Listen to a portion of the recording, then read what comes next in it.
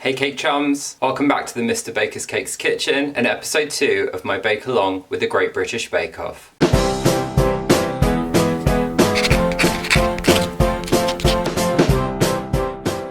Week 2 of the Great British Bake Off was Biscuit Week, and the bakers faced 3 tricky challenges once again. The first one was a chocolate covered biscuit bar, the technical were fig rolls, and the showstopper, just an elaborate sculpture made entirely of biscuits. Easy, right? Well, you'll be pleased to know I won't be getting myself all into a tizzy trying to create a sculpted biscuit piece today. No, as per usual, we're going to be tackling the technical challenge, Paul Hollywood's fig rolls. I have also gone out of my way to get some of the ingredients more ready in advance. I think professional chefs call it mise en place. Basically, it means I've already measured everything out and put it into little bowls. Let's see if that helps the challenge along. Now, just like last week, I'm going to start by setting a timer on my phone. And this week, the bakers had 1 hour and 30 minutes to complete their challenge. Now, the Great British Bake Off website describes Paul's recipe as soft biscuit dough encasing a lightly spiced fig filling. These rolls are worlds above shop-bought versions. Now, my only experience of fig rolls up to now is shop-bought versions, so I honestly don't know what to expect from these. I did notice that David in particular got the feedback that although his were almost perfect, they were a bit too round. And it did make me wonder because I'm sure the ones we saw Paul and Prue eating at the beginning of the challenge were also pretty round as well.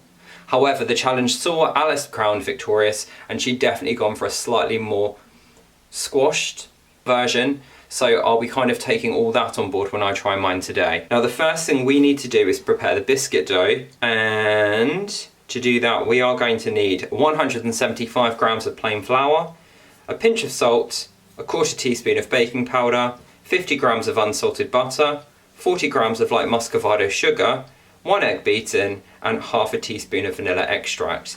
Now, as I say, I have already weighed these ingredients out in advance, which I am aware gives me a bit of a one-up on the bakers. However, they don't have to do quite so much talking to camera as I do, so hopefully it will all balance out in the long run.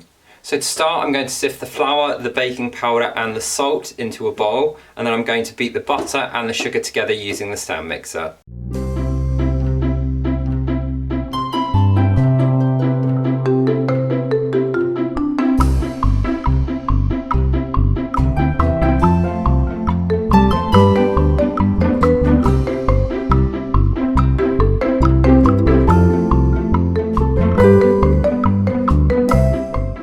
Next up, we're going to add in the beaten egg and the vanilla extract. And then beat it again on medium speed until those are combined.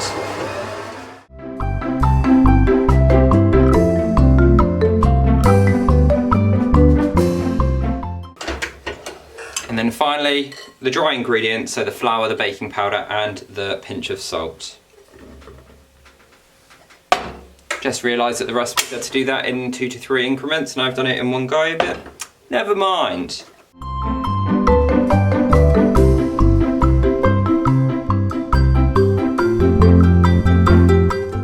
Okay, and then the last job is to tip that out into some cling film and then pop it in the fridge to chill for about 30 minutes.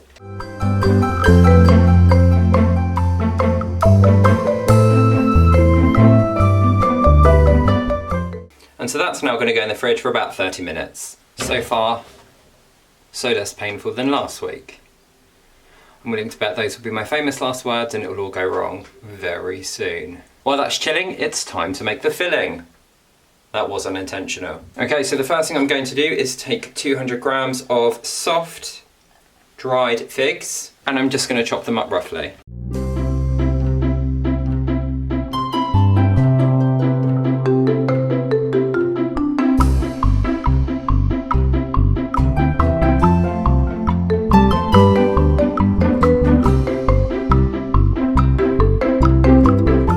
These need to go into a medium saucepan along with the second lot of sugar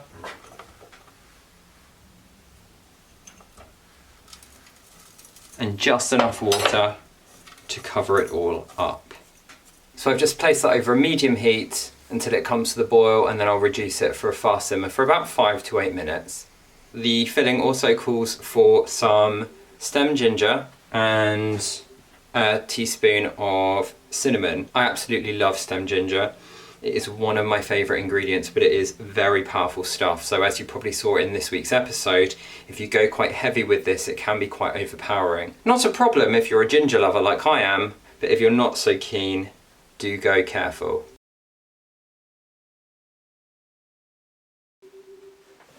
Once the dates have been bubbling away for about 7-8 minutes, it's time to transfer them into a food processor. And I'll be honest, I am a little bit worried that I've put too much water in, but the recipe obviously wasn't incredibly clear. It did just say enough water to cover them, so that's open to some interpretation, I feel. But we'll see what happens. We'll give it a go. So I'm just going to run the mixer until this kind of breaks down into like a paste, and then it will be time to add in the cinnamon and the ginger and just blitz that through really quickly.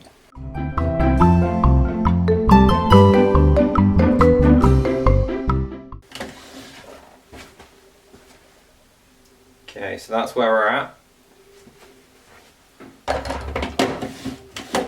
Then I'm going to add in the ginger and the cinnamon.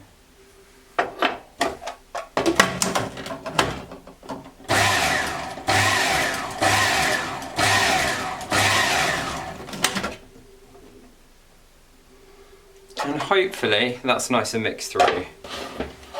I'm going to transfer it into a bowl just to let it cool for a bit, and then I'll put it into the fridge to really chill down and set, so that we can then roll it out and put it in the middle of the fig rolls. I think the difference between last week's technical and this week's technical is it really shows the difference between the styles of technical that Bake Off go for. One minute you've got angel cake slices, which have got so many different component parts that really take a huge amount of kind of skill in terms of baking, but also time management to get it all done in the time that you've got. But then you've got something like these fig rolls that actually, in terms of component parts, are quite simple. You've got a pastry and you've got a filling, and it purely comes down to just how well you make those component parts and how well you're able to combine them together before baking them, obviously. I think another part of it as well really comes down to just your natural instincts, because most of us know what a fig roll looks like. I doubt many of us have ever made them before. So what is it they're actually testing the bakers on? I do think the fig rolls are kind of an interesting choice, if I'm honest. I mean, I have nothing against them at all. They're not my first choice of biscuit, but you know, if it's all there was, I probably wouldn't say no. But I know that some people are quite anti-fig rolls. My other half absolutely loves them, so at least I know that mine will get eaten. But I'd be interested to know, how about you guys? Let me know in the comments if you're a fig roll fan, or in fact, if you're really not. So quick time check, I've got 53 minutes and 10 seconds to go. The dough is made and is chilling. The filling is sat here, ready to go in the fridge and chill when it's a little bit cooler. Dare I say it looks like I'm on track? Have I just jinxed myself? Is this all going to go horribly wrong? Stay tuned to find out.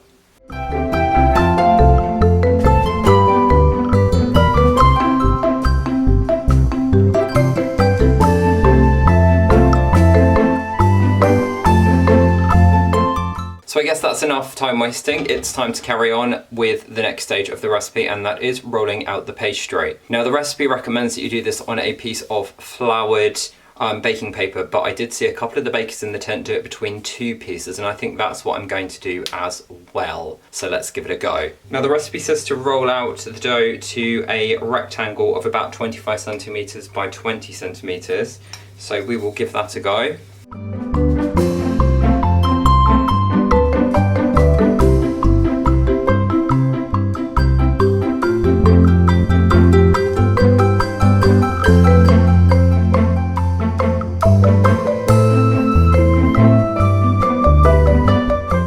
And then it says to neaten up the edges to make it into an actual rectangle. I guess it would be a bit overkill to use a set square, right?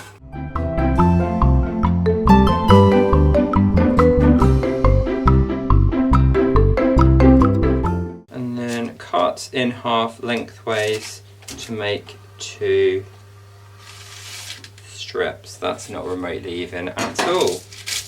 It says that I should be able to roll out the fig filling into sausages using my hands, but I think mine's looking a little bit wet. Possibly I did add too much water, so I might try piping it. I can actually bake, for the record. I know these videos aren't really showing that, but I can, I promise. Yes, I'm gonna try piping, I think. So I've got my fig mixture in a piping bag.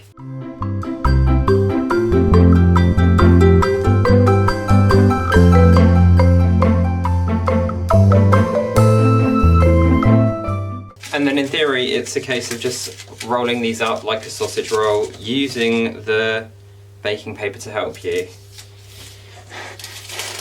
I'm scared.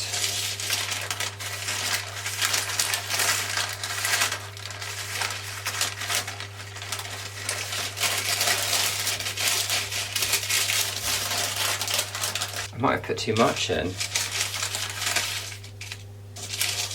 Oh God.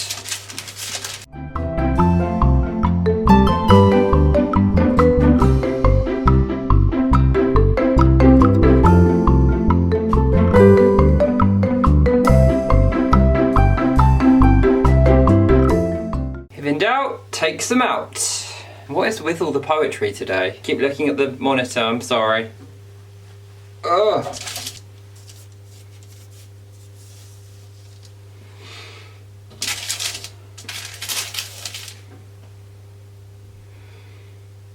I don't know if I like baking fig rolls. Okay, so I need to get 6 of these out of one length. They are 25 centimeters long. 25 divided by 6 is 4 1/4.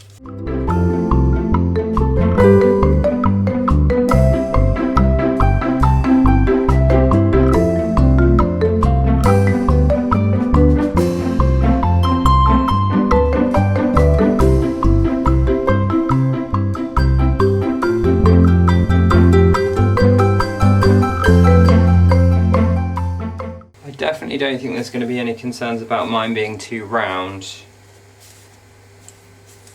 Was it Helena who only had 11 and they'd gone a bit? Yeah, that's probably going to be me. Okay, the last step before putting them in the oven, what have I done? Oh, I don't even care. Is to use a fork to put the Okay, the last step before putting them in the oven is to use a fork to kind of run an impression along the top of each one and flatten them slightly, or slightly more in the case of mine. So, fork.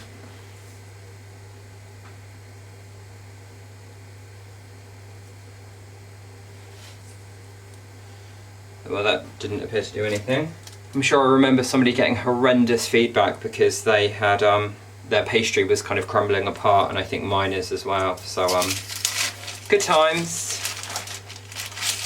Let's get these in the oven. So my oven has been preheated to 180 degrees fan, and I have lined a baking sheet.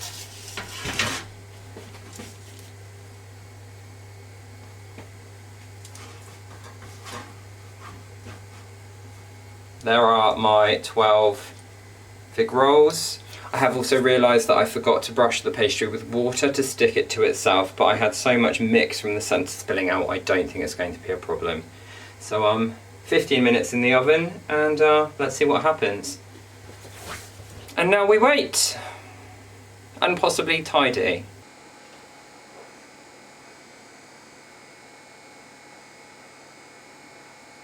So there are 6.5 minutes left on the bake, and about 18 minutes left on the challenge, which makes me wonder if I would have been better off leaving my pastry to chill for longer, or leaving my filling to chill for longer, or not putting so much water in my filling. A lot can go wrong for such a deceptively simple bake.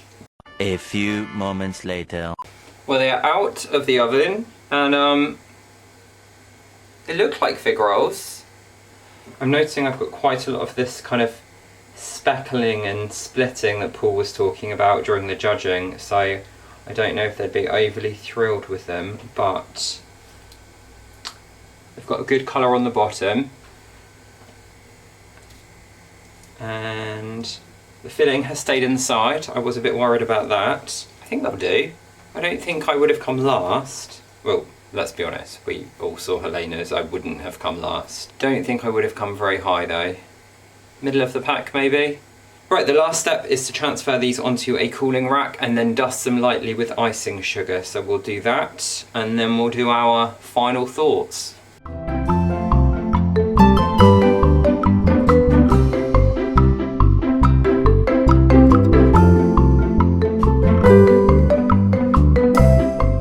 There's a small part of me that's worried I'm going to lose my credibility as a baker, but I don't think they're terrible for a first attempt.